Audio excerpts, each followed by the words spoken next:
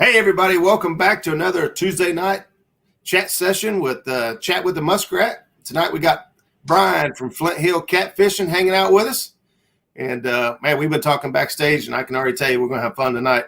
But before I get started, I'm going to give a couple shout outs to the folks in chat. As always, we like to make sure everybody's included. But Country Boy Catfishing in the house, Ernie Brown, Chrissy Brown in the house, tuning in, Stonefly 71, Creole Catfishing. Chad and Dee are both in the house. Betty Cross, I'm sure Brandon Cross is in the background there hanging out. Let's see, Brandon with Catfish Broadcast Booth. Everybody, it looks like everyone's paid one hook, one sinker, and one swivel. My address is in the description, so go ahead and send those out this way.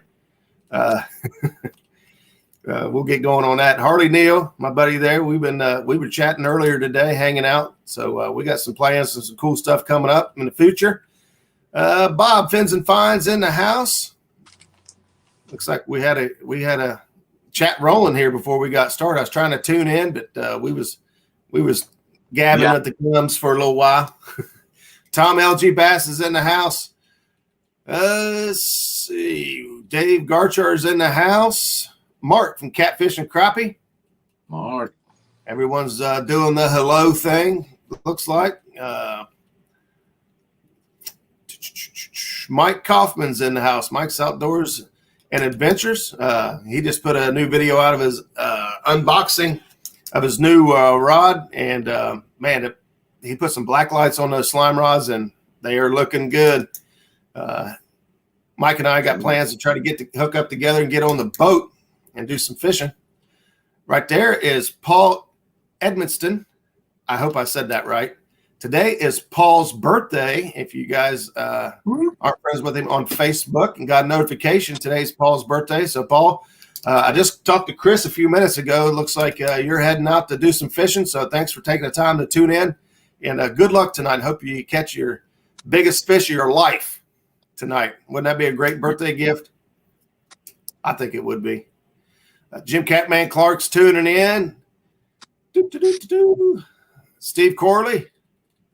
And we're climbing and climbing. We're up to 27 folks in chat. We had a live stream yesterday. We went 6.5 hours. Wow. I did not. I know. I didn't even realize. Hey, here's the thing. 6.5 hours. You know how many fish we caught? 0. One. I had a long time. I caught like one fish, but yeah, man, it was a long day. But people in chat and my buddy Skip hanging out with me on the boat, everybody kept it interesting, and it was fun and entertaining. And hopefully, learned a couple things. We had some folks, very interactive chat yesterday, so I was able to help some folks out here and there. So that's always fun. That's my favorite part, is helping folks out. John Boy's in the house. Wandering Fisherman. Minnow Dunkers. My buddy Tommy Long's in the house. Brian Huff, Sogo, is in the house. And I'll keep an eye on things here. Hilljack Catfishing, Katie Collins. We're climbing and climbing. Over 100 what did I say? 100 thumbs up. Yeah, 100. I think I got 120 thumbs up yesterday on that live stream. So we are cooking and moving. Let me see. I don't want to mess that up. I got this over here. I was trying to see how many. I'd like to do a weekly update on how many subs we are at. I appreciate the growth and all the support from the folks helping share the channel out. And I had to. you get. What's that? Uh-oh. I said you getting up there, man. You're moving on up. Yeah, 848. What we come in tonight with 848. We're getting closer and closer to that 1,000 mark. So appreciate the support. Man, I was telling from everybody. Roger earlier. He asked me. What's that, buddy? I think I just ran over you. Can you hear me? Yeah, it kind of broke up there. It's funny. Me? We didn't have any. Me okay? We just like crossed it. It's all good. Yeah, you're good. Go ahead. Another thing I was gonna say, I wish I had another device to do chat tonight, but I didn't set it up like that, so I can't see what you guys are saying. So if we get rolling tonight, if somebody's got a question or something, just holler up Well, and he'll maybe communicate if we can catch. Well, what I could do, we got Becca hanging out, Mud Tramp. So if I get a question in chat, I'll throw it up on the screen there, and that way you can see it, and we'll go from there. Oh, so thank you guys for tuning in. I think I missed a couple folks, but we'll try to circle back around and catch everybody. But I want to get started. I'm excited about tonight's show. I hit Brian up there a few weeks ago and asked him if he'd come on the show and hang out with us. And we kind of talked beforehand. What are we going to talk about? I don't know. Let's just going to talk. We talk about. Yeah. So Brian, if you would, I imagine everybody knows who you are, but if you would kind of introduce yourself, where you're from, what got you started in the sport of catfishing, and maybe even what got you started into YouTube. Yeah, man. There's a little bit of delay, so I hope I'm not spacing out too far between when you're talking. But yeah, Brian Jones is my name. I currently live in Rock Hill, South Carolina. I was born and raised in northeastern North Carolina, and I've grown up fishing, hunting, my entire life. It was just my dad was a farmer. We grew up way out in the sticks, and there wasn't to do. So you learn to fish, and you learn to hunt and do what a lot of other people did. But fishing really stuck with me. I mean, I like hunting. I've done a lot of it. But fishing was one of those things that I could hardly ever get enough of. So it stuck with me. My dad saltwater fish nets with my uncle and stuff like that down at the beach commercially. And we lived near Nags Head, Outer Banks. So I was exposed to that a lot too. So just always had the fishing industry and just fishing in general, surrounded by people that were doing it. And I loved it. So that's how I got started fishing. Catfish, I caught some on the Albemarle Sound, the channel cats, where I grew up in the Pasquotank River. There were some Indian, Native American names for all of those things. I can't really pronounce all of them, but there's a lot of rivers and stuff there that held channel cats. And I caught like a 10-pound one time, and I thought it was the most enormous thing ever. And that just kind of got me cooking on that. But when I moved to South Carolina, I was close to the Catawba and Lake Wylie. I started catching these fish. The way I actually caught it, I didn't know there was that big a fish here. I hadn't researched it, but I threw a plastic worm out bass fishing, and I just had it kind of sitting on the bottom playing around, and all of a sudden it just buckled over and took off, dragged. It was it's about a 12 or 15 pound Bluecat, and I was like, So I started, I was doing some sinking, and I went back and I geared up the right stuff, and I started targeting catfish, met some people out there that catfished, and kind of took off from there, man. And from that point, my kids, I'd been catching so many nice fish. My kids were like, Dad, you ought to do a YouTube channel. And as many of you know, I'm already in production. Y'all know I do this. I'm an audio engineer for a living. And I do this stuff all the time. And I'm always working with videographers. I'm like, I know how much work this takes. And I don't know if I want to have to pump out content that hard. But when I started doing it, I started really enjoying it. I probably would have quit if it hadn't been for some of the people I met. Just because the payoff for the work isn't there. But it's fun making the videos. And the people I've gotten to meet, the comments, I mean, there's always trolls and different kind of crazy comments, right. But the bulk of the comments has been positive, and I feel like I'm able to take some people along with me on something that's special to me, something that I really enjoy, the adventure, and just being able to breathe fresh air, do some of the things I love, and fight the fight of not getting caught up in fish measuring contests and things like that. I don't have anything against tournaments and stuff. I love them, and I love the way they fish. It takes skill to do that, determination and drive. And I don't know if I want to make that turn into determination and drive to that point where it pulls away how special that time is to me. So that was a lot of yakking, but that's kind of No, the feel I get from your videos is very, I don't know, I guess maybe nostalgic, because, you're in a kayak, and it's quiet. It's just you and your kayak in the river, and there's like nothing else. And to me, it seems very connected, I guess. It is. And that's good language for it. I've told my wife before, you know, when I get out there, I'm an extrovert. I like to talk to people, and I don't have trouble in crowds. It taxes her and makes her tired to be around crowds. Energizes reading a book and hanging out, but I'm the total opposite. But I need that time by myself.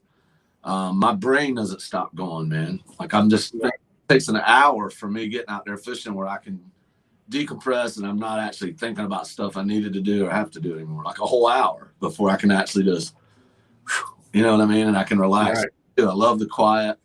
I love winter fishing out there because there's nobody out there, and it's kind of lonely and kind of isolated feeling, and just you got a lot of time to think.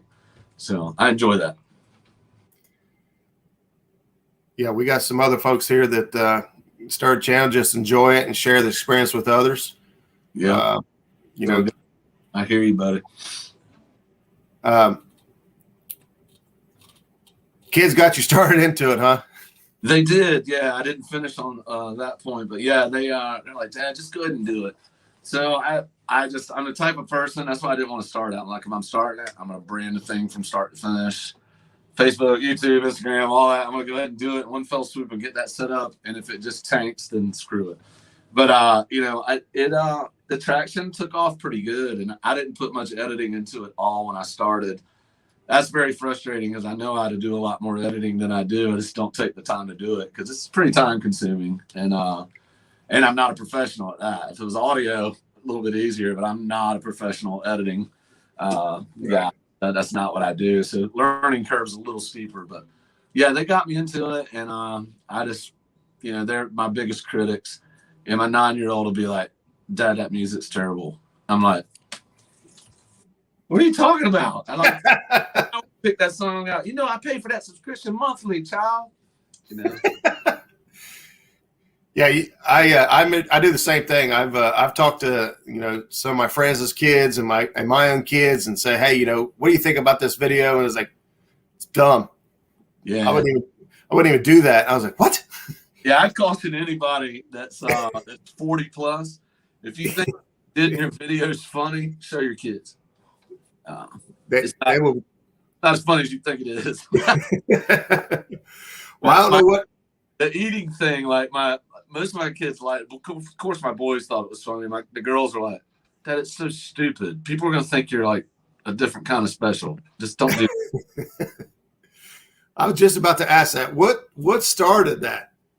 Man, what started is how stuff ends up in any video sometimes. I was eating, and literally one day I was looking at this freaking honey bun I was eating. I was like, man, I'm getting serious with that honey bun right there. I was like, that could be some funny footage, right? I started editing it and just did something for a joke. And it was just, to me, it was hilarious. I took a big risk and just put it out there. And now I got people like, dude, man, my kid's like, where's the food stuff at? He didn't do food stuff in this one. I'll be honest with you, epic snack time. I'm waiting for it now in the video. Yeah, I'm wearing the gas station food out. I'm gonna have to go organic soon or something, man. I'm like running out of crap to eat. yeah, that's me. That's why I got a big boat. I can't. I don't think epic snack time would last with me in a kayak very long. Dude, man, food's always within reach, man. When I'm on the boat, it takes a lot of fuel to run this machine. Well, as many of you know, I run a grill on the boat. I keep the and you do some of the stuff too. I've seen where you've put up on the beach and stuff like that. Me and my buddy Dean, the older gentleman that fishes with me a lot, good friend. He and I haven't fished a lot lately. The COVID thing's kind of got him a little bit cautious. So I've been trying to respect that and not bug him to death, make him do something he didn't want to do. But he. He's the same way, man. He had a birthday recently. He likes watching the food stuff too, even though he's a little bit older. But we got out there and I cooked I think they were shrimp that looked like, chicken legs, man. They were huge shrimp and they tasted great. And I forget, ribeye steak, man. We ate it up, dude. And had a good time. His birthday out there. I love that kind of stuff. Cast iron skillet, just get out there and tear it up. Yeah, awesome. What got you started into the kayak? That's a big step. A lot of folks don't want to do that. They're scared to do that. It's been with me for a while. I can speak a lot to that. What got me into it was I lived in Maryland At the time, I was working in Washington, D.C. as a union electrician. That was my background, my trade at the time. I was in the music industry too at the time, but I was doing mostly electrical work as the breadwinner. But from there, I ended up doing. I'm trying to go back and remember the timeline now. What was the first part of the question? Because I was just funny. What got you started in the kayak? Yeah, so I'm trying to make sure I had my states right because I was in Carolina one time. Yeah, so I was in Maryland, but I lived really close to West Virginia. And I live really close to Virginia, and there's a ton of rivers there. So I got into whitewater, and the Potomac was right there in Washington D.C. area. Great Falls is right there as well. So the kayaking was just spectacular. I mean, there was class 5 water on the top part of the river, which I didn't do that. That's a crazy part of the river on that. Yeah. Solid class 4 paddler for years. I did C1 where you paddle a single blade and kneel in a kayak, and then I did a lot of open boat canoeing, as well, which I had airbags, I could roll it and all that stuff. So I really just always had an affinity for whitewater. I loved it. Moving back here, I was close to a river, so hopping on and fishing was second nature. Just like it was easy. It's not as easy if you've never paddled before because you gotta get past that learning curve of learning how to paddle. So you're doing two things simultaneously. Sometimes you're keeping track of your boat and what's going on in the water, and you're trying to fish. So, but that's how I got into it, was whitewater mainly. D says you got 5 kids. So the kayak is for sanity. There's no room for anyone else. It is, man. It is. And I take time to take each of them out and do stuff every once in a while. They hop in the kayak with me. And I love getting out on the water like that. But I take my kids, I'll take them all at once, tie a bunch of tubes together. We go down the same river. We'll tube down there and stuff, especially during COVID because there's nothing to do for them. Right. I was about to claw my eyeballs out of my head in the house with 5 kids that were bored. It was like, oh, Jesus, help me.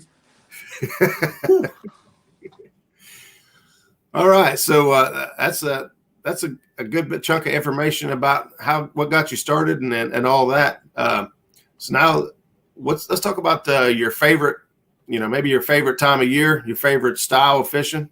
Yeah, man. My feelings got hurt with my favorite time of year this year. Winter is always my favorite time. And I've got a few places pinpointed down within a 4-mile stretch on this river I fish where I know that big fish are holding. And I've caught numerous 40 class and numerous 50 class fish out of these holes. And this year the water was so high. It was really, it changes the dynamics on the river completely, first off. Yeah. So the fish are more scattered and moving to other locations that I haven't learned or I'm just missing them. It just didn't happen as much. And then my bank fishing spots were washed out. I love the bank fishing portion of some of my videos. I didn't get to do much of it. Most of it was washed out, man. It was just really high water for the majority of the year. Yeah, we were talking about that beforehand. That the water temperatures just in your area anyway didn't get quite down and level to where they normally would have.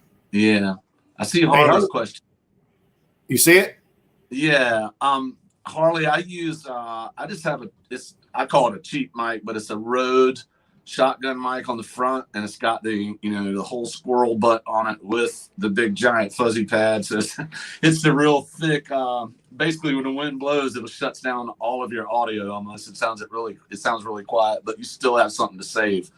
You could amplify it in your editing platform. But yeah, I use a small shotgun mic at the front.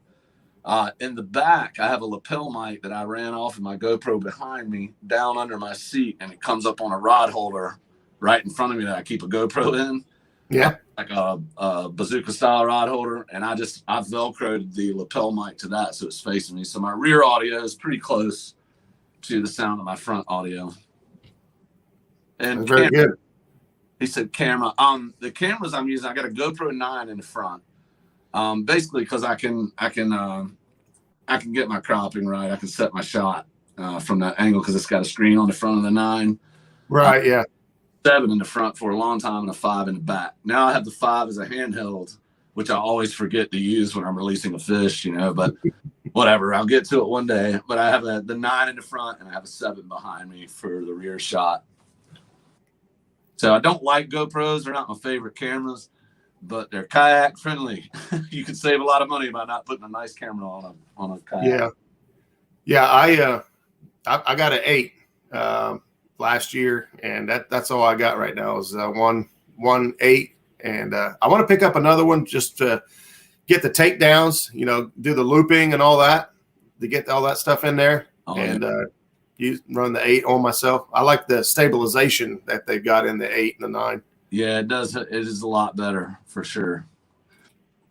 I think I know the answer to this, but 1v1, Catfish broadcast booth. I'm a super competitive person. I'm 6'4", 225. I always loved to play basketball.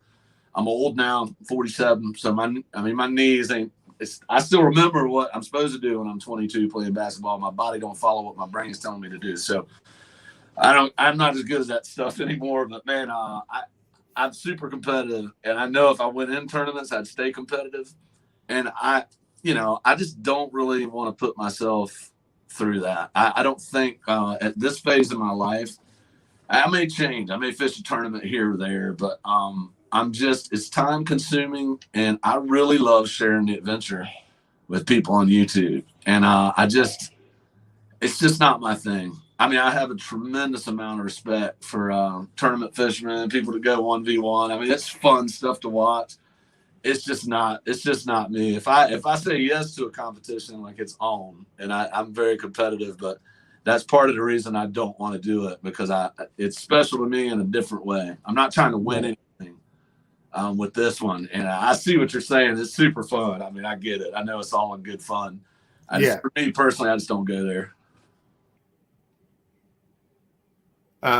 Sogo asked, for a beginner, what would you suggest as the best editing platform? My opinion is a free one. And I tell people, I've heard Final Cut Pro is awesome. That Apple makes, or Adobe Premiere. And you're talking about, of an investment up front, but they give you options that you're not going to know how to use yet.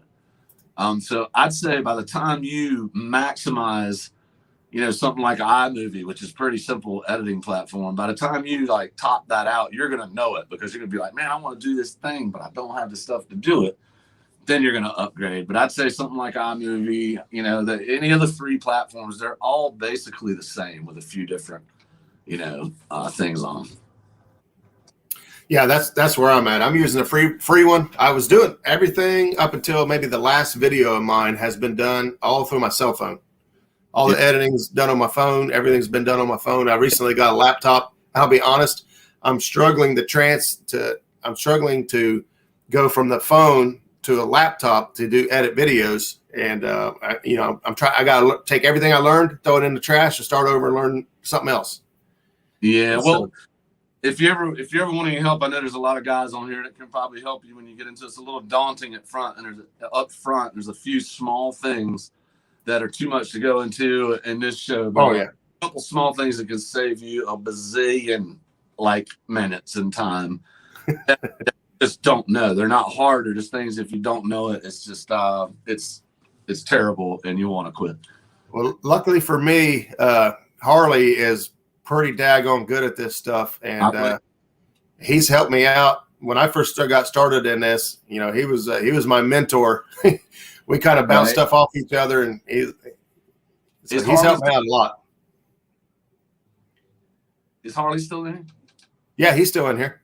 Yeah, I didn't know. Harley, if you're listening, I didn't know. I literally watched that. The rest, I've fallen asleep a couple times. I try to watch it before I'm going to bed and fall asleep. But the Chris Souders episode, and I saw your name at the end. I was like, that's a name that sticks. It's got to be the same guy, man. I didn't know you were doing some of the narration and stuff on there. So good job on that, Harley. I saw that name. I was like, I know that dude from YouTube anyway. Haz wants to know if you do any recording. Yeah, as I started out with most of my, that's why the editing platforms come kind of easy to me, as they do for you, because I know you've done some recording audio stuff, and recording artists and stuff, but they work basically the same, the linear format and dragging stuff into a timeline and setting tracks up and all that. But yeah, I play acoustic guitar. I play bass, not well, but I play bass. I'm a fairly fair drummer. And my primary thing was I sing, believe it or not. I've been a singer my whole life. Done a lot of crazy stuff singing, so it's kind of funny. Most people wouldn't know that about me. I don't think I've ever done that anywhere else. So there you go. Don't ask me to sing. I'll do it for you one day, but Yeah, I'm still waiting to hear some of Haz's stuff. I don't know if he's released it to the public, or it's probably out there somewhere if I'm smart enough to find it. I'll speak for Haz, but I don't know when he did it. But if he's like me, if you recorded something a while back, after about 3 years, it's starting to get dated. You don't want to play it for nobody anymore. It's like pulling out a cool song you wrote in the 90s or something, Just not, yeah, I mean, that's how I feel anyway. I don't do a lot of that. I'm like, yeah, well, let's go find it. But there you go.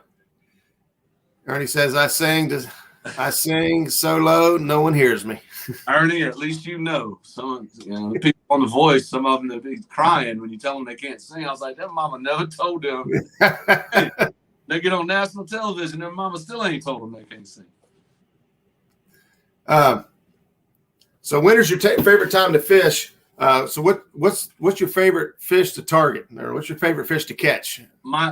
Honestly, flathead just they just have captured my attention a lot. They're a cool fish. I've learned a lot about them, from different people. Tim Scott, I've talked to him some and nerded out talking to him about it. But I've always been fascinated with them. But I've been too lazy to fish for them hard because the blues were easier to come by. So This summer, I'm really, really looking to target some flatheads on the Catawba. Even some night fishing I'd really like to get in. I think I'll have a better shot at that. Yeah, that's on my list this year. I said I was going to do it last year, but we started catching blues, and I'm only a couple years into fishing for big fish, and so I just got kind of carried away. I was like, man, I'm catching big fish. This is fun. Yeah, why stop? I hear you. I also it's kind of an oxymoron almost if I'm being a cat fisherman, but you don't find many cat fishermen that fly fish. But I love fly fishing too. I suck at it and I look terrible when I do it, but I love fly fishing. It's fun. I caught my first rainbow trout up in the stream this past weekend, just going up there chilling with a friend. But yeah, I love fly fishing. I suck at it, but I like it a lot. And pan fishing with light tackle, kind of like the Richard Gene thing, 2-pound tests and some little jigs and stuff. I mean, I love fishing for panfish, which I do anyway because I'm catching bait. So it's always fun. But yeah, blue catfish. I mean, they're the ones I target the most. Flatheads I'm most fascinated with and don't catch. So I haven't targeted enough where I'm just pulling flatheads out when I want to catch one, Yeah. So most of us that watch your channel kind of already know, but what type of gear are you using on a kayak as far as rods, rod length, terminal tackle? I've used all kinds. I didn't know what I was going to use at first. I had a lot of ugly sticks when I started out. I mean, they just don't die, man. I still use them. I've used them in salt water for catching bull reds, everything else, man. I mean, I've just used them for everything. I had waters, which they're just like a black rod, just an ugly stick that feels kind of the same as some of the other ones they got. They're just not quite as stout as some of the tigers. But I think the one I liked the most was the ugly stick 8-foot medium light. I mean, it was just as a fun fight with a small fish and a fun fight with a big fish. I've caught 50s on it and I've caught 12-pounders on it. It's just always a blast. You get that full arc on that 8-foot rod. It's just fun. Ande Garcia 6500 are what I use for reels. Also, tried a couple of Ancient Mariner 6000s, which are like the Ming Yangs basically. And I have some other like $5 reels that when I'm working on my other ones in my workshop, I use like these Shimano's that you should never take catfishing, but I put them on there anyway. That's kind of what I started out with. I ended up these the Slime Cats 5'7", medium action, man, or medium heavies. They're just like they're my go-to now. Unless somebody else can make another rod like that that's more beautiful and catches my eye. I mean, that thing, it just outperforms anything I've used, and the length is perfect in the kayak. It's perfect. I have a roll on the fish, and it's just they're great. I love them. That was what I was wanting you to get to, because I know that you use that rod, and we've got a couple kayak guys in here. If he's still in here, Eric Jacobs, who he's been a bank fisherman and just got into kayak fishing last year. And but I know there's some other guys in here too. But I thought it was neat that you said it was a 5.7 rod. Yeah, they're 5'7", and really, I'm a tall guy. I've never had a lot of trouble. Like I said, I'm 6'4". I can usually brace the rod on my forearm and pull it back, and I can reach the fish still. Most people can't do that with an 8-foot rod, but with a 5'7", I'm basically this, and I can reach right down and grab them because that arc is perfect, but it's not way up here, and I don't have to high stick the fish to get into the boat, which is a volatile point anyway, especially if you got a large fish you're trying to get in and he's raising cane, twisting everywhere. So it's nice to have that control with a shorter rod that actually has the action you want. Yeah. Well, and it feels like you have more control over the fish, instead of having such a long rod to fight with. Yeah, man. I mean, from the bank, that 8-footer is incredible, or from a boat. But I mean, I love them. They also fit in my Jeep. I just throw them right in there and go. Fit in a 2-door JK. So I mean, fits in the Jeep easy, and they're just killer rods, man. In my opinion, they work great. I mean, all of them are made about the same. That are custom rods, but they fit the bill for me because of the length and the action. So I'm sitting there thinking about your kayak setup. What kind of electronics are you running on that? I lost you a little bit. You still there? Yeah. You broke up on me. Can you repeat that one more time about the kayak? Yeah. What kind of electronics do you run on your kayak? Yeah, for me, I've run the Garmin Striker 3 on there for like 4 years. On the river, I just don't need much more than that, to be honest with you. If I was a lake guy and I fished the lake all the time, I fish Lake Wiley some, but if I fish Lake Wiley all the time, I'd probably get me one of those new, the new Hummingbirds, the Helix 7 or something like that. Those are awesome. But I just haven't felt the need to upgrade to something like that fishing on the river. I'm just trying to make sure I'm on the structure I thought was there, on the river. So for you, you're targeting structure. You're not actually, you're not trying to find fish. No, because there's just on the river it's narrower, and in my opinion, some may disagree with me, and I'd love to have feedback on this because it's just stuff I've thought about. I think it's much easier fishing a smaller river like the Catawba. I'm not talking about the James or Mississippi or the Missouri or something like that. It's a whole different ball game. But on a smaller river, you can really figure out where those fish are probably going to be most of the time. So it's a little bit easier fishing. I'm not trying to mark fish. I'm trying to think, given the levels on that river, where the bait fish going to be, and where these fish would be hanging out and why. It's easier to pinpoint than a big blank slate, and you have to use navionics, the lake to figure that stuff out. In the kayak, you can see features in the whitewater and in the rapids that tell you what's going on if you didn't have a sonar, but it's nice to have a sonar just to be sure to mark the structure and know you're on what you think you're on. Yeah, that's kind of how I broke my, cut my teeth on the river was my buddy Herb, who got me started river fishing, kind of taught me how to read the river, read the sign and read the stuff. And I'll be honest, a lot of YouTube videos helped along the way. And my electronics starting out, they weren't very good. They kind of confirmed what I thought, but I couldn't mark fish. I couldn't see, exactly. But yeah, I targeted structure and what I thought was, what was going to be holding the fish. Yeah. And Tim Scott and I have talked about this a couple times too. There's a river underneath of the river that a lot of people don't know about. That surface is doing one thing, but many times only your weight on the bottom is going to tell you what it's doing down below. Right. Because you could be behind a big current break down there that you can't see from the top. If you're in a 30-foot deep river, it's got fast moving water on top, but it's hitting that rock underneath. And everything behind it slowed down. There's a great places to fish in a current break like that. But if I know where those are at, I can pinpoint where I want to put my baits a little better. Yeah, and you're 100% right. What the river's doing on the bottom, depending on the structure, contour of the bottom, rocks and things like. It only takes a basketball-sized rock to hold a 50-pound fish. And yeah, I've heard that. Now, we were fishing like 4 mile an hour water on Saturday at the dam, and I was catching channel cats. I'm like, what are these guys even doing in here? Flying. Yeah. Yeah, but on the bottom, you know, there wasn't you know, it wasn't bad. You know, it was comfortable for them to be in there. And we was catching small fish and you know, fast, crazy moving water. Right. And I know on the river, and I'm sure it's like this on the lake too. Again, I'm more of a river fisherman.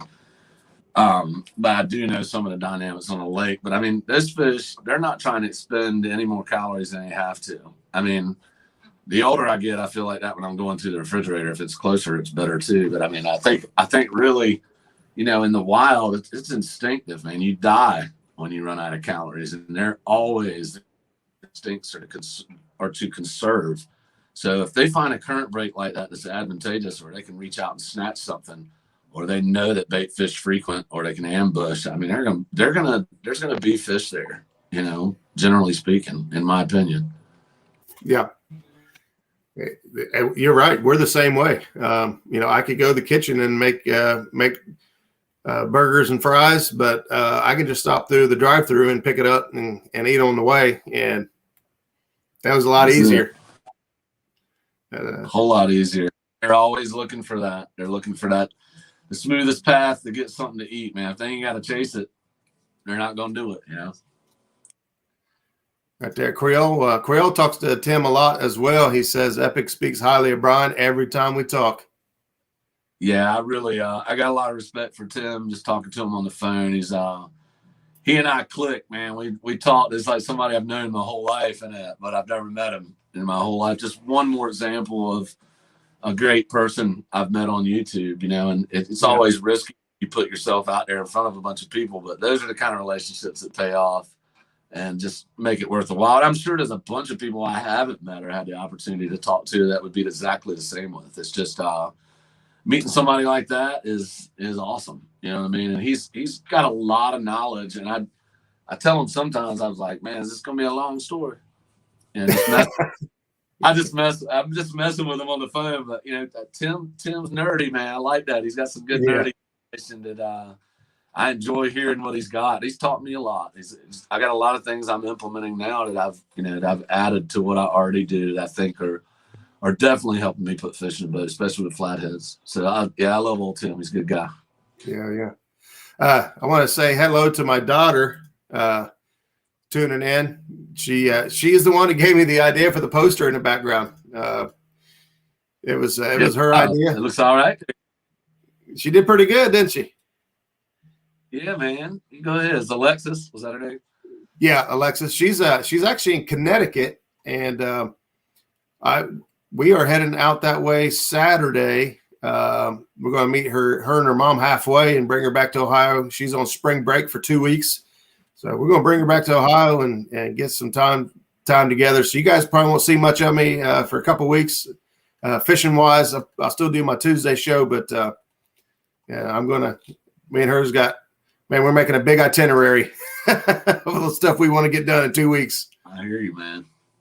So thanks, Lexi, for tuning in. She's last time she was home, we all got COVID. It was horrible. Oh, Lord. We was all stuck in the house in quarantine, and she says, Dad, can we just go fishing? I said, yeah, of course. What do you want to fish for? I really would like to catch a big fish. And I said, well, why didn't you just say that, you know? And we did. We went out on the river, and we was out for like an hour, and she caught her biggest fish ever, a 37-pound Bluecat. Wow. And that fish looked every bit as big as her. It was crazy. But the smile on her face and the pictures we took from that, man, I'll never forget it. It was awesome. That is awesome, dude. Never forget. I think it was the only fish we caught, but I said, hey, you just said you wanted to catch a big fish. I gave you a big fish. I mean, money back guarantee. Exactly. She has a good idea. I want to jump back to something. Go ahead, buddy.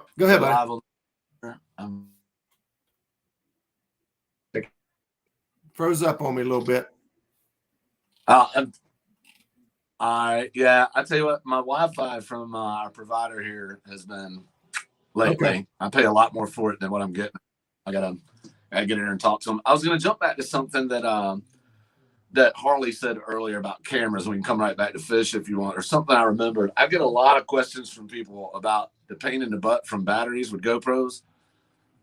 If I'm sure many of you guys can agree with me that they're a pain in the butt.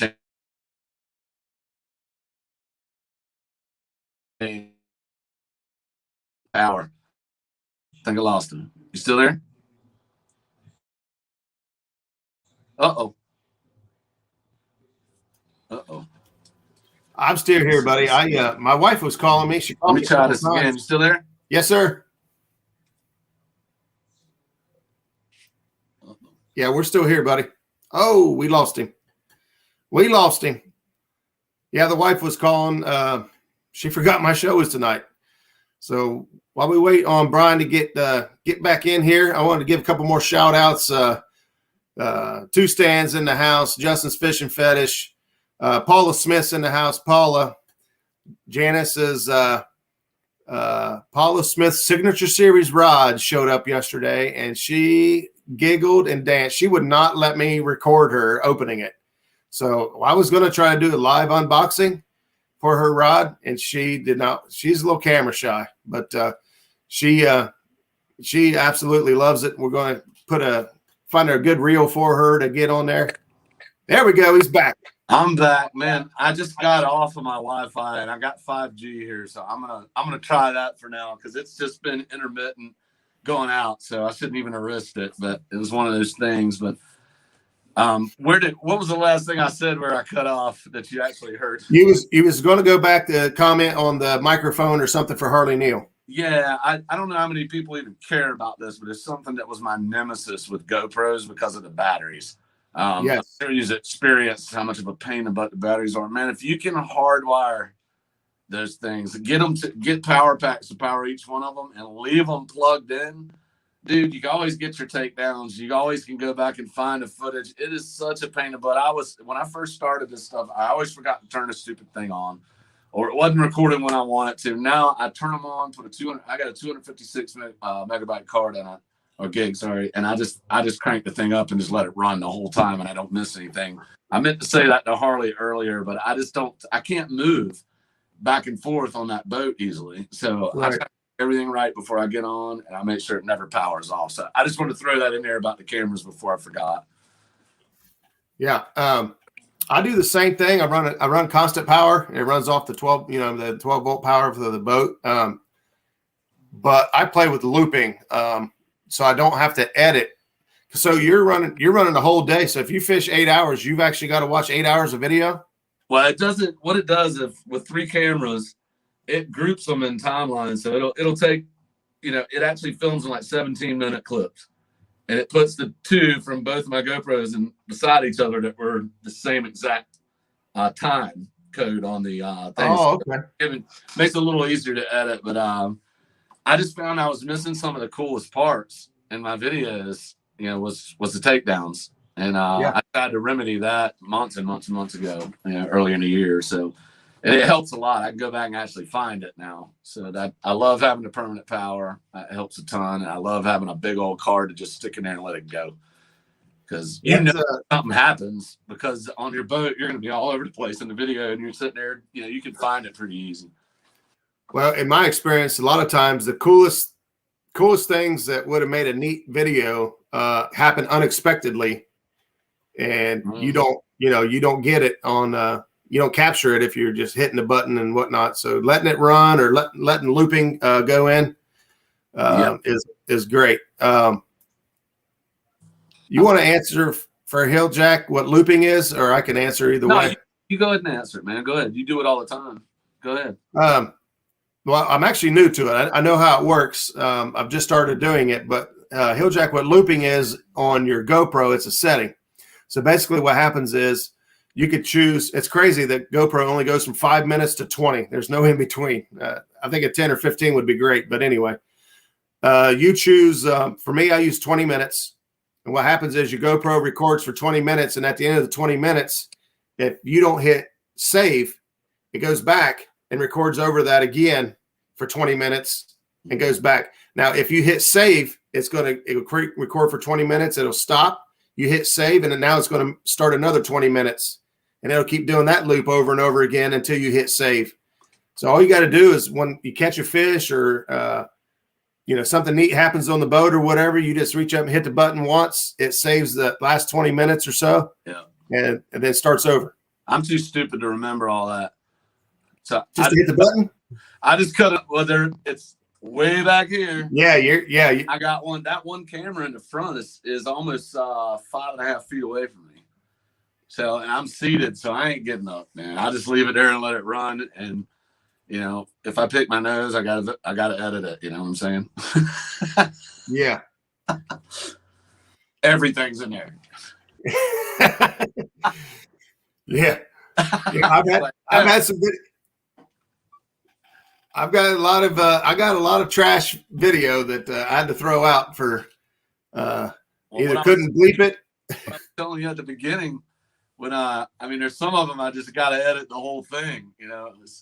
I was going down the river and I think I was talking on the phone, which was about as stupid as driving and talking on the phone. But I'm like cruising, just floating down the edge of the river, and I had 3 rods sticking up behind me that were just in storage mode.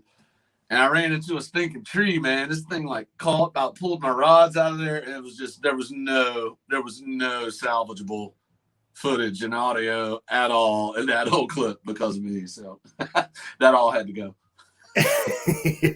I can imagine. We have live on camera muskrat and friends, and then we have off camera muskrat and friends. Yeah, it's pretty funny when you go back and watch yourself. You're like, man, I suck at a lot of stuff. Yeah, Betty crossed it. I ended up taking Betty and her husband Brandon out on a boat, and by the time I got done editing all the bleeps and everything inappropriate out that was said, we ended up with a picture slideshow. There was no video. I know it's easy to do that. I usually, most of the time when I have a day that's that frustrating, I go back to the house. Like if it starts off that bad, like 3-4 things happen where I'm just like, oh my gosh, I'm going back. This ain't fun anymore. But going back, watching the footage, I was like, I look like a middle schooler getting mad over everything. So funny. I'm like, you freaking frick. I'll show that part. He stabbed the shad. Yeah, Harley says I talk like a hillbilly. So what's your method for bait? Your favorite baits? How do you get your bait and all that? What are you finding out there? Yeah, man, white perch are my gold here. That would be my skipjack in Tennessee context. Yeah. I love white perch on the river. They're harder to catch on the river for whatever reason. I have caught them. For the first time last year, I caught them actually drop shotting when the water was lower and I was in a deep hole. That was pretty cool. White perch are a killer bait for me in our body of water in South Carolina. Also, and I catch those on the lake generally because I can catch them 100 at a time on a boat with somebody sometimes. You know what I mean? We just get stock up. Brim in the summertime, I use those a lot for cut bait. Get brim, bluegill, and stuff like that. And then shad, I use gizzard shad or threadfin. Threadfin in the winter are good bait. They're smaller, a little more approachable, and don't take as much energy for them to eat something that size, and they know what it is. Gizzard shad, those in the spring, especially, I have a lot of luck with that. And recently I've been using river herring. They call it river herring here, but they're soft like a skipjack. I don't know if many of you guys have those, but soft and bloody like a skipjack, but great bait. They're really good bait on the river. So what's your favorite methods of catching your bait? Yeah, for the perch, we do all hook and line. I chased the ghost of thinking I could catch them with a cast net for a while. Anybody just tried it knows it's not a common thing to be able to do that. They're pretty fast. But yeah, I use a cast net. I throw a 10-foot super spreader that I love. And that thing's awesome. It's heavy though. It's 1.5 pounds a foot. So you get about 5 throws out of that thing and you're starting to hurt a little bit. But I use that for the shad, gizzards, and threadfin. And I do hook and line for brim and for the white perch that I love to fish with. Heck yeah. Yeah, everybody down that way is all about the white perch. You know. And they're an invasive species in our waters here, so we can there's no limit on them. Really? Yep, no limit. And they're actually really good eating. The fillets on them are very nice, firm white meat on them. They're good. I wondered about that. I haven't really heard anybody talk about like comparing them to another fish. To me, they look kind of like crappie. White bass, kind of what I think they're most similar to. Like most similar white bass, yeah. Yeah, that's what they look like if you saw them up close, and they just got evil gill plates. I mean, they will tear you up, man, with those gill plates. They're no kidding. I mean, as soon as you pick them up, they're like, they just stick out and they're razor sharp. So a little tricky, but they're great bait. Yeah, I'm trying to. Looks like we has some more questions on the looping, and looks like Creole is helping some folks out. So Jeremy, appreciate that helping there. You guys could hit me up after the show or send me messages, and I'll try to explain it to you. I'll be honest with you. I just looked it up on YouTube, and that's how I learned it. I found somebody that knew a lot about it, and that's how I figured it out. Roger, that's a good point. I think for a lot of things like you're done, I don't even know the question to ask for what I'm trying to do. Just go in and say the same dumb language that you're saying, and it'll come up. Somewhere on YouTube, for whatever platform you're using, there are awesome videos out there that just focus on one thing, sometimes not all of the editing, and that's just what you're looking for sometimes. It can make it really easy if you're having challenges with it. Yeah, that's where I'm at on my editing on the what did I say? Shotcut is the editing app that I'm using on my laptop. And there's a lot of information on Shotcut, a lot of different people. And if I just want to know how to add 3D graphics or 3D, lettering, then I can type that in. And there's somebody who says exactly how to do just that one thing. Yeah. Once you figure out how to do that one thing, you figure out there's 800 other one things that you could do. What you can do with the time you're given, That's the trouble I'm having now. I get into a video and I start looking at how to do things. The next thing I know, I'm 8 hours in watching YouTube videos about all this stuff, and I forgot to get back to doing what I was doing. Yeah. Well, Tim's I tell you, some people that are doing it really good, I think. Palmetto Cats, Kevin, he puts a lot of elbow grease into the way that he does his thumbnails, to the way that he does his videos, content. He does a good job with that stuff. Tim from Epic, he puts a lot of time, and he's not a professional editor, but he loves it, and he's got a great eye for it. And you put about a year into just messing around with it, you'll just keep getting better and better. It's not rocket science. It's just a pain in the butt learning curve when you first start it. What editing software syncs multicam footage with the timestamp? That is a good question, and I don't know if that can be done if they're not started. Yeah, you can do it in Adobe Premiere. I'm sorry, Adobe Premiere Pro, and I think you can do it in the Apple one is Final Cut Pro. I think you can do it in that as well. Well, I think where that question came from when you was describing earlier that you could take the 3 cameras and yeah. They're not synced perfectly because I don't have a switch where I can start right away. So I said, you can go a long way explaining all this stuff. What I do on each one of them is I just clap when I'm starting. I'll do that because you got audio, when your hand hits spike. I do it on all of them. That way I can sync it from that point on the videos. And that's how people do it in the industry. It's music, same way. They'll take a drumstick and they'll just hit it or something, and you see it off camera. You don't see it because it's off camera, just so they can get the timestamp. I see what you're saying now in your question. That was good. Right. Yeah, he caught that there. I'm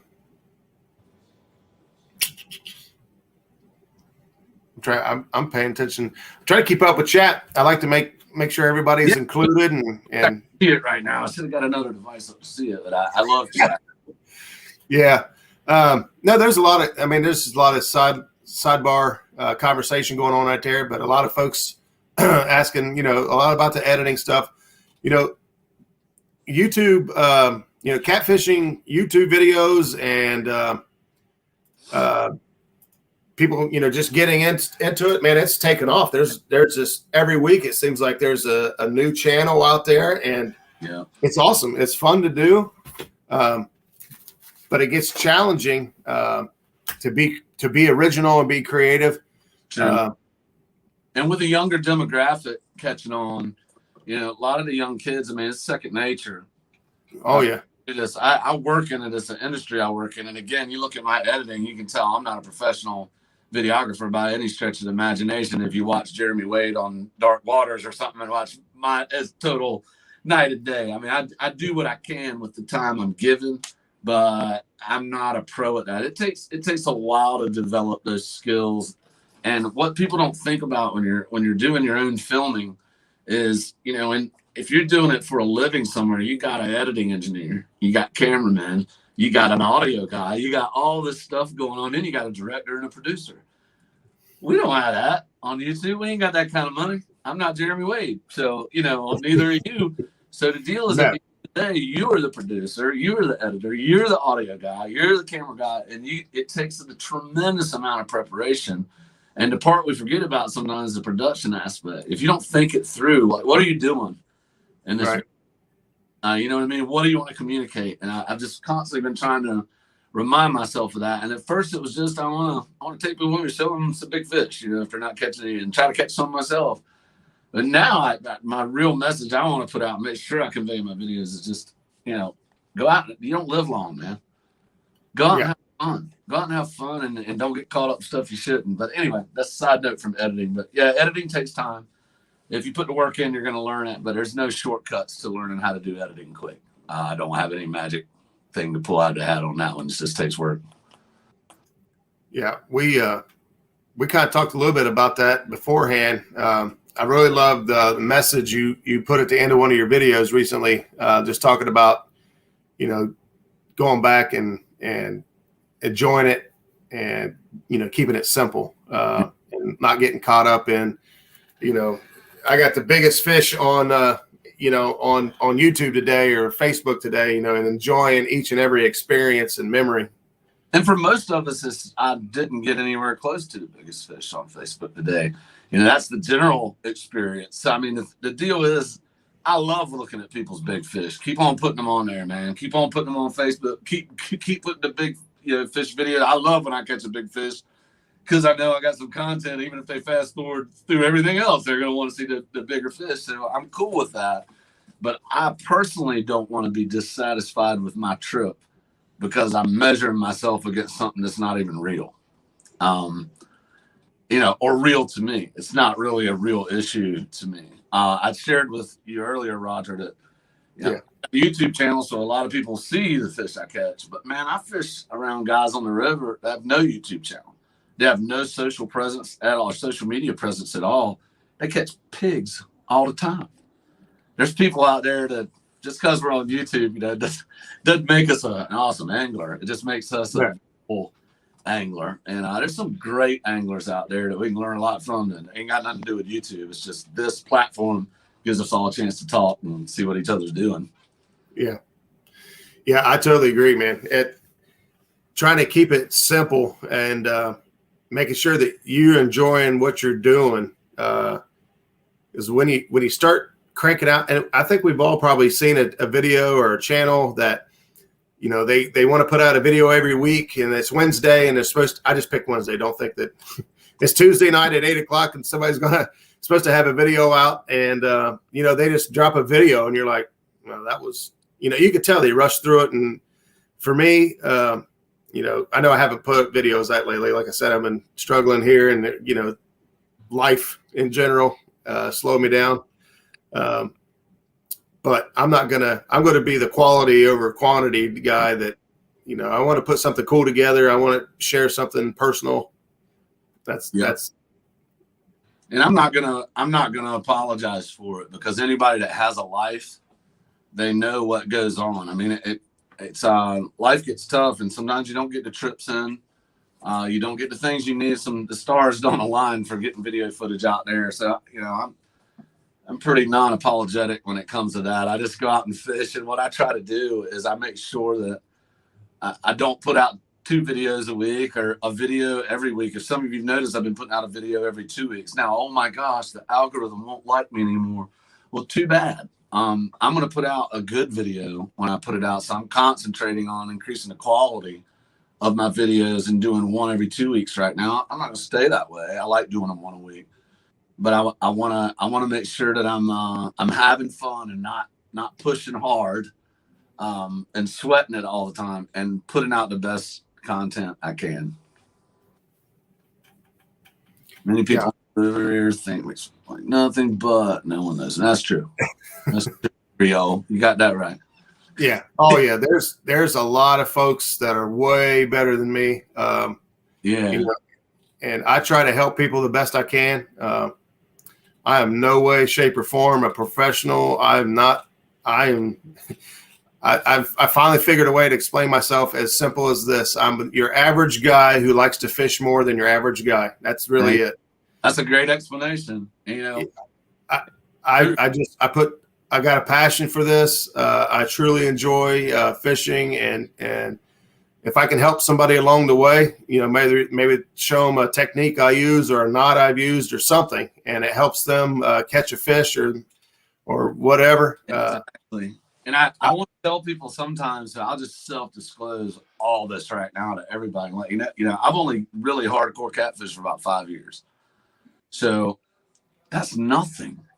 Some of these guys have put in 25 and 30 years targeting catfish. Do you know how much they know? They either got real dumb because they weren't trying anymore, or they really have acquired a ton of knowledge and more than they can tell you in one little show. And, you know, I don't ever claim for a minute to be a professional angler.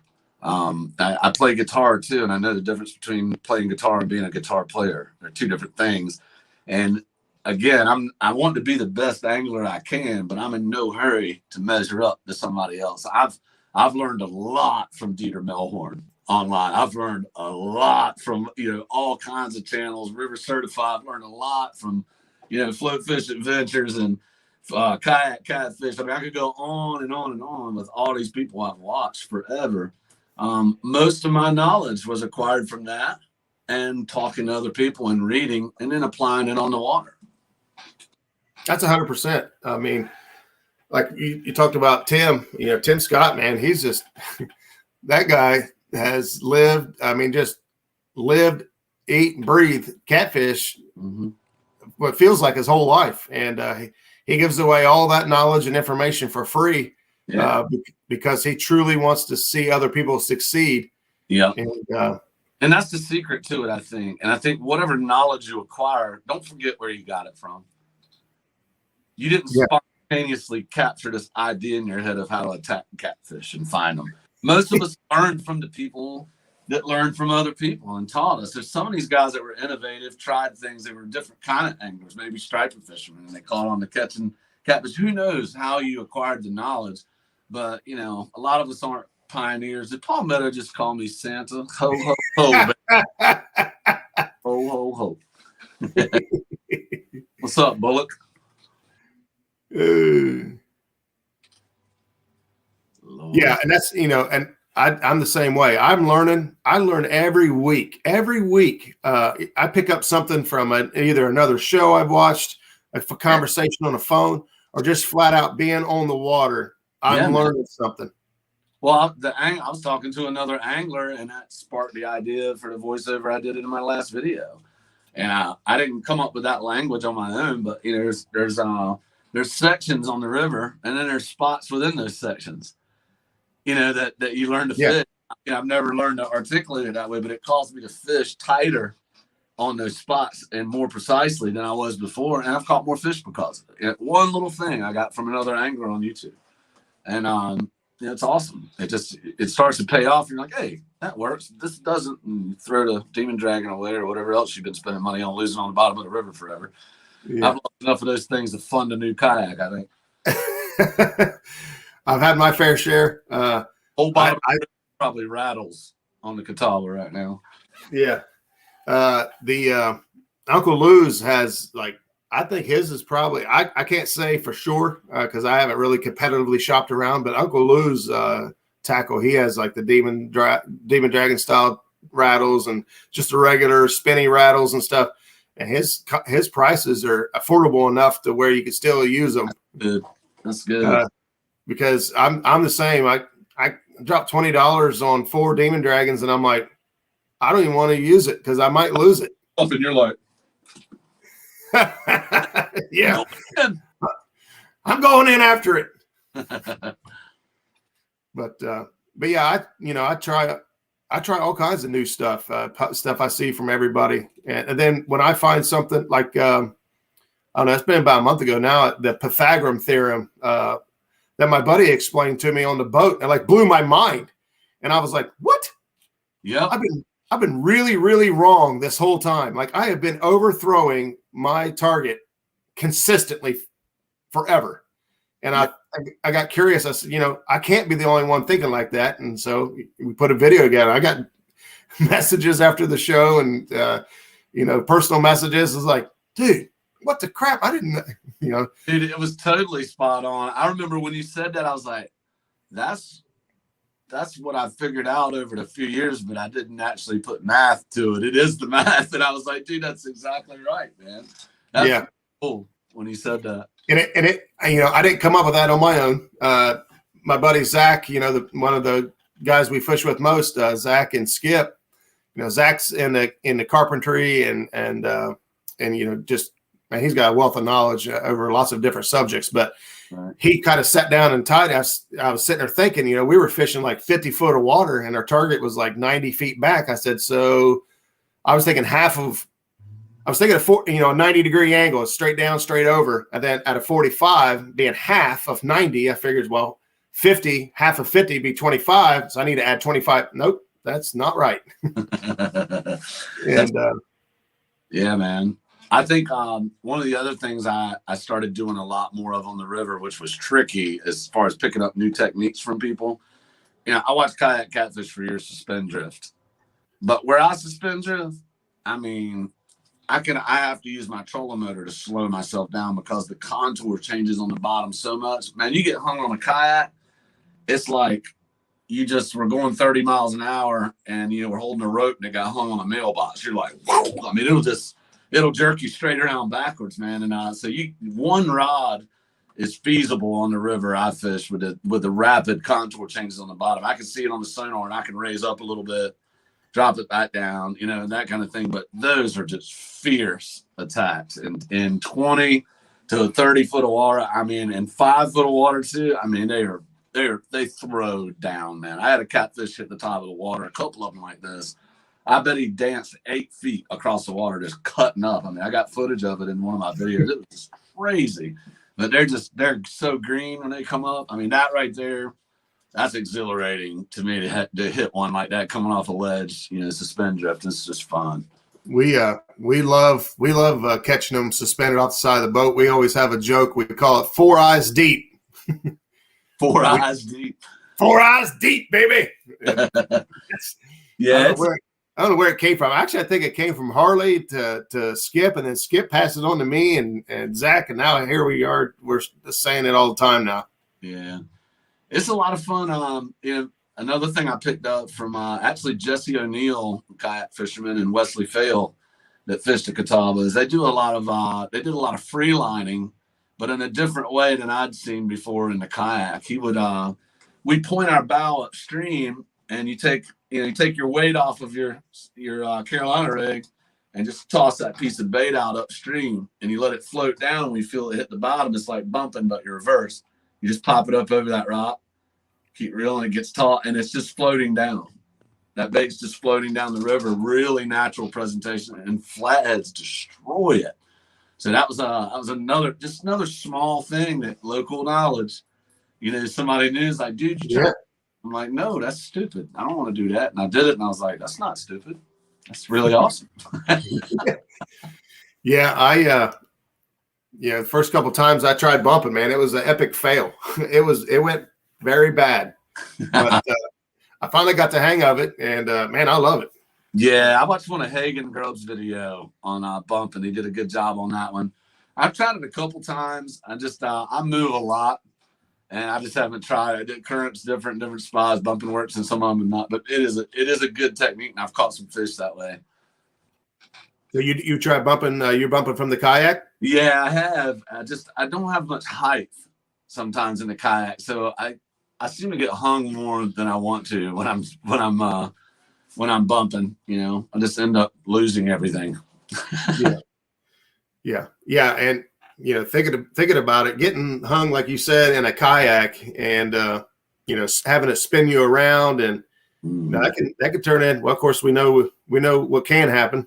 Oh yeah, man. I got some footage of that one. And, yeah, but it's tricky with fish on. There's just a couple things you keep in mind that have to be cut. If it happens, there's no questions. If I get a double and they go different ways, it gets ridiculous quick. And those are also edits in some of my videos when that happens, because I don't know what to do. They're like, my rods are crossing, I'm holding one under my leg. I don't know what to do. Well, hats off to you, man. That's a lot of work. One, catfishing out of a kayak, that's tough, I think. And two, then you add the video concept to all of it and running cameras and putting it all together while you're trying to fish out of a kayak. That's tough, I think. I'd say relatively speaking, it's just as daunting as doing it on any other boat, because it's a pain in the butt to get it set up. Once you get it set up, it's kind of easy coasting. But I'd say if you know how to kayak, like I said, it was second nature to fish out of a kayak for me. Sometimes when people are learning to fish and learning to kayak, or learning to kayak but they already knew how to fish, it's a little tough. But I didn't have to fight that learning curve. So for me, it's very relaxing, and I'm all right with it. And it is a thrill that I wish that everybody could feel with a 45-pound catfish sinking a rod down in a kayak, and what it feels like. I mean, you don't have to look around and, oh, there's a rod going down, bro. Your whole boat's like, you're like, what the heck? I mean, you're shaking all over the place. It's crazy, man. Yeah, I've done some small, you know, like smallmouth fishing and just whatnot, floating in a kayak and whatnot. But I've never targeted catfish. Never owned a kayak. But yeah, they're fun. They're fun, and just like I said, just having it in a rod holder. It always happens when everything's quiet, it seems like, and you're chilling, and you throw your sandwich out of your hand. You're trying to grab a rod. You know, it's just it's a thrill, because it's really primal in a way. You're feeling everything. You're feeling the water. You're feeling that fish. There's give in the kayak. I mean, it's for me. Until I can't do it anymore, I have no desire to get a boat because I want to get out of a kayak. I mean, I'll do it until I can't crawl in one anymore. I love it. That's awesome. Yeah. That's awesome. You could definitely, like I said earlier, you know, you could feel your energy and passion for it, and your connection when you're out there and when you're filming. It's I guess that's refreshing. You know, there's some folks, you know, it just feels like it's a production, like they're trying to put something together and make a bit. But when I watch yours, you know, I feel like it just feels a lot cleaner, pure. I'm not sure how to explain it. My words won't come to me quick enough, but yeah, well, that's actually not a bad way to put it. And when I go out, you know, I'm sad sometimes when I go out and fish. I'm mad sometimes when I go out and fish. I'm glad sometimes when I go out and fish. But without telling somebody your whole life story and what's going on, sometimes it's just a little bit of a self-disclosure. For me, I felt like it was something that I could share. There's a lot of times I get out there and I'm focusing on fishing, but there's a lot of other emotions and things going on too. And right, what it does for me being out there in creation and experiencing that piece, or not missing that eagle or that sunset while I'm doing it, it makes being in something that big, nature, if you take the time to look at it, makes everything else seem a lot smaller that you're dealing with. Yeah. And I enjoy that, and I try to communicate it, but it's pretty hit or miss. It's a hard thing to communicate, I'd say. No, I think you do a good job of you know, passing along that message and grounded. I mean, honestly, you know, some of the times it just feels like you kind of grounding, you know, whole concept, you know, because Thanks. I do the same thing, you know, when I'm out, you know, I love, like yesterday we was live, and I don't know if anybody could see it or not, but we passed a huge eagle's nest with the eagle sitting in it, just watching us drive down the river. And, you know, we're lucky. We have a lot of eagles on the river down here, and they always put on a cool show, and it's just fun. Wow. You know, when we were talking about YouTube earlier too, one of the things, if I can honestly say without a shadow of a doubt, if meeting two people in particular on YouTube that I've met through this platform, if meeting them was all that happened out of me getting on YouTube, it would have been enough. It was that valuable, those relationships that I've formed through that, which I don't know if that's rare or not. I haven't been doing this long enough to know. I just know that there's a couple really good relationships that if I got no more subscribers the rest of the time I was on here, it was still enough. And those kind of things to me, I mean, when I die, none of y'all gonna be here for me. I guarantee you there ain't many people on this show right now that'll be at my funeral when I croak. But you know, it's relationships are everything to me. Yeah. If I can find one of those that we can cultivate together and have some commonalities, that's a lot of fun to me. And I try to be careful never to compromise or sacrifice an opportunity for something like that, for other things I like. You know, I try to be careful with that because I know the value in it. That's very well said. I am right there with you. I've got a lot of folks here in chat and on my channel that I've made connections with. Clearview Outdoors Skip, we've met through YouTube, and he is you know, my brother. You know, we've only known each other for a short time, but you know, he's one of my best friends and closest people I have in my life, and you know, and Zach too. And yeah, wouldn't have had either one of those in my life if I hadn't done the YouTube thing. Yeah. And there's so many other people that I talk to, you know, maybe not on a regular basis, but throughout time that I feel close and connected to, that makes the catfish community just absolutely. It's refreshing. Just the other night, one of those two people I was telling you about the other night calls me at 10:30. I'm in my drawers in the bed, and he calls me like, dude, man, I need your help, man. He's like, I need a big favor. Like, all right, long story short, cars broke down.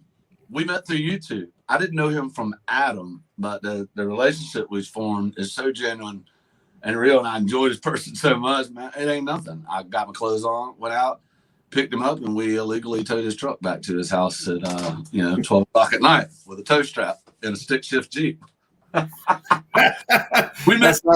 That sounds like. The point is, it's just like, you know, who can I call at 10:30 at night, or 11 or 12 at night, man? And I met that dude on YouTube. No, it doesn't happen all the time, but I look for it. If I see it, I'll jump on it. You know, I like that. Yeah, that's really good. Well, hey, we went right over an hour. I wasn't even paying attention. We just kind of talked right on through. It's easy to do, man. It's easy to do. I really invite me on, man, and I've been watching your show off and on for a while, so I tune in sometimes. I don't say anything because I know I won't be able to respond if I'm doing stuff with kids or listening in, and I don't want to seem like I'm rude, but I'm listening to a lot of live shows, a bunch. I appreciate that. Several times, and as your channel's doing great, man. I'm happy for you, and hit that 1,000 mark goal, and keep on doing it, man. You look like you're having fun, buddy, and I really appreciate the invite. I appreciate you taking the time to hang out with us. Pretty much exactly how I expected it to be. You know, you're good personality and fun channel to watch, and I expected the show to go just like this. Well, thanks, man. I did too. You seem like a laid back guy, and that's proven to be true. I appreciate it, and I really appreciate. It's always fun to connect and chat, and I'm glad I got to do it with you finally. That's awesome, Roger. Appreciate it. Yeah. Thank everybody for coming in, man. Yeah, we was up to, I didn't see how high we got. I think we was up to around 50 some folks. We still got 36 people hanging out and chat with us. Awesome. So appreciate everybody tuning in. If I missed you on the hellos, I do have one more thing. All right. If he's still here, Hooks and Hammocks still here. Oh, yeah. It got late on me, but yesterday, Hooks and Hammocks decal showed up in the mail. Come on. I like his channel. I started watching his stuff recently, man. I love camping, first of all, but just that's what got me watching his channel. So I'm going to stick this up on the board if I can get it separated quickly enough. I meant to have it started already so I didn't have to fumble. See, I'm not sure if he's still here. I kind of got the idea to do it live while the folks send a decal in or send a sticker in to add to the board here, that I would put it up on the show. I thought it'd be kind of neat that way. Yeah, I can't get my fat fingers to get it separated. Yeah, I gotta use an X-Acto knife for those things. I got big old fat fingers and no fingernails either. So yeah. Well. Didn't go as planned. Oh well. I got to double check next week's show. We're supposed to have Derek from Ohio Catfish Chasers. We got some logos for him as well. When I hooked up with him at the tournament there last week, and he may already be in bed. He's old and needs his beauty rest. We're talking about Chris. Yeah, Hooks and Hammocks. They come a long way quick. That guy has put a ton of time into fishing. I mean, he was fishing like every day from the bank, and just a fun couple to hang out with and chat with and talk to. I can't get this.